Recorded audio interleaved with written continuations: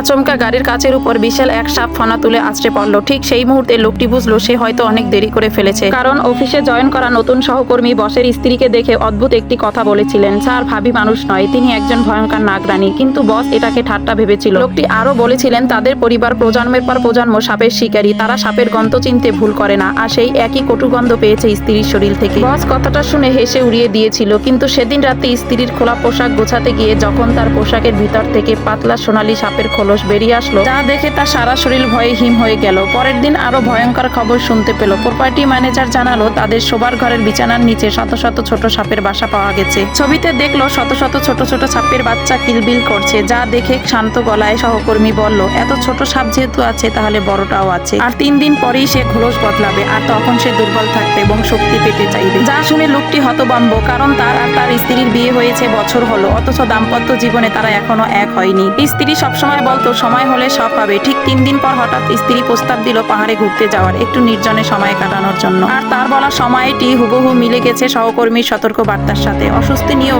স্ত্রীর জোরাজুরিতে সে রাজি হয়ে গেল। পাহাড়ের আঁকাবাঁকা রাস্তায় গাড়ি ছুটছে, হঠাৎ করে কোথা থেকে এক বিশাল সাদা সাপ এসে গাড়ির কাছের উপর আছড়ে পড়লো, তার ফনা গ্লাসের উপর ছড়িয়ে পড়লো। ভয়ে লোকটির হাত কাঁপতে লাগলো। স্ত্রী মৃদু হেসে বলল, এত ভয় পেলে কি করে হবে, আমি তো আছি। তারা গভীর জঙ্গলে এক নির্জন গেস্ট হাউসে পৌঁছালো। সেখানে স্ত্রীর বান্ধবী এক অস্বাভাবিক সুন্দরী নারী তাদের স্বাগত জানালো। তার চোখেও ছিল এক অন্যরকম ঠান্ডা ঝিলিক। রাতে খাবারে তাকে খাওয়ানো হলো এক অদ্ভুত পানীয়। পানিটা গলা দিয়ে নামতেই লোকটির মাথা ঝিমঝিম করতে লাগলো, আর ঠিক তখনই শরীর অদ্ভুতভাবে গরম হয়ে উঠলো।